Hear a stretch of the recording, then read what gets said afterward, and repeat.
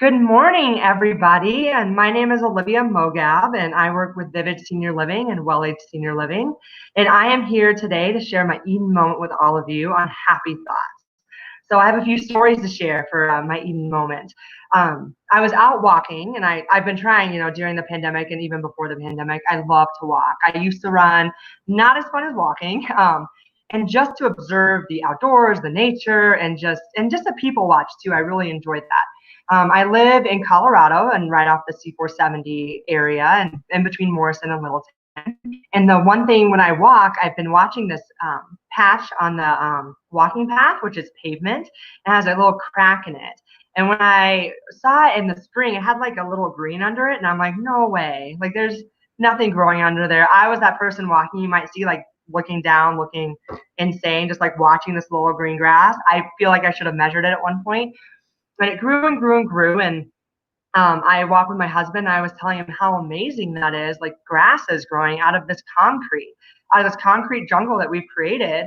That nature is still pushing through. He kind of giggles and looks at me, and then I'm like, no, really. When I was gone last week, I was in another state. I was in Florida visiting my parents, and when we got back yesterday, we went on another walk. And when I got there, I should have taken a photo, was this little yellow and blue flower. I believe it's a pansy. A little pansy had come up, or is it Johnny Jump Up? My mother would be ashamed of me, potentially a Johnny Jump Up, but maybe a pansy, had come up from the concrete. And so it made me think this morning as I was preparing, what am I going to talk about? I know it's unhappy thoughts. And this seemed perfect analogy for what's happening right now. I feel like in my personal life, there's been a lot of noise, a lot of concrete in my life. Concrete is heavy. Concrete is supposed to stay structured. I don't always work well with a ton of structure. I like spontaneity. I like excitement. I like the adventure of change. A lot of structure, kind of boring to me, but I do it because we all need a little bit of structure in our lives. But that's what I've been feeling, is that my life, and this personally and professionally, has been a lot of concrete lately. There's a lot of rules, there's a lot of regulations, a lot of safety, a lot of protocols, so many policies coming out. And even with families, so many different perspectives of what's going on in the world. And yet we still just want to be together and love each other and support each other, but also that concrete of personal opinions and how we share that. I've been calling it concrete. And then as I was walking and I was thinking, and this morning I was thinking about it, I thought of the Johnny Jump Up or pansy, unsure, and what was happening with it.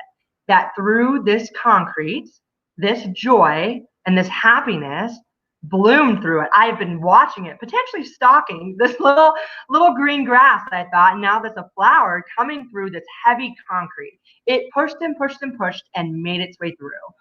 And what I contribute that to is the title of this for my Eden moment of happy thoughts. That our life has a lot of concrete. It had a lot of concrete in it well before COVID-19. And I've been acknowledging that in the days previous, that I have had trials and tribulations. Our elders, the elders have had trials and tribulations, the individuals living in communities. All of us have had challenging times even before COVID. But there's always something, I hope and pray, that we can all latch on to. And I do believe in my heart that there's a happy thought that we can all latch on to. And that was my analogy of the pansy. The pansy, or the Johnny Jump Up, popped up as a happy thought. It pushed its way through concrete and made its way to show the world that it's still shining. And I hope that all of us can identify that.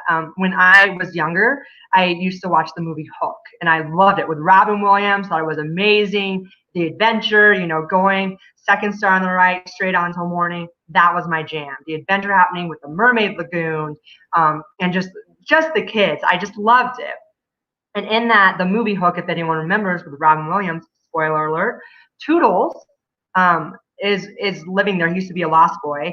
Toodles is living in the house in England, and he keeps saying he lost his happy thoughts. And the community and family members attribute it to basically him losing his marbles or his mind. Toodles keeps saying, no, I've lost my happy thoughts. He's talking about them like they're a physical thing. And then when Hook is, Peter Pan or Robin Williams goes back, at the end of the movie, another lost boy hands Peter and says, here, give Toodles his happy thoughts. And the lost boy pours marbles into Peter Pan's hand. And I always bawl. Now I bawl. In the back of the day, I cheered. I was so excited. I'm like, he got his marbles, because those are his happy thoughts. Those were Toodles' happy thoughts. No one believed him. And when Peter Pan, Robin Williams, got back, he gave Toodles them, and Toodles poured them all out. He started giggling. He was so joyful. A completely different person than what he was in the beginning of the movie. And when I think about that, and when I think about the flower that I saw pushing through concrete, I am so thankful that our happy thoughts don't lie in marbles. Our happy thoughts are not stored somewhere in something tangible. That wherever I am in the world, whoever I'm with, I have memories of happy thoughts. I can latch on to one thing. When I first started public speaking and doing trainings, because I'm such a nerd and I love that movie so much, I would put 2 or 3 marbles in my pockets. I've only told one other person this, but now all of you can hear my trick of the trade.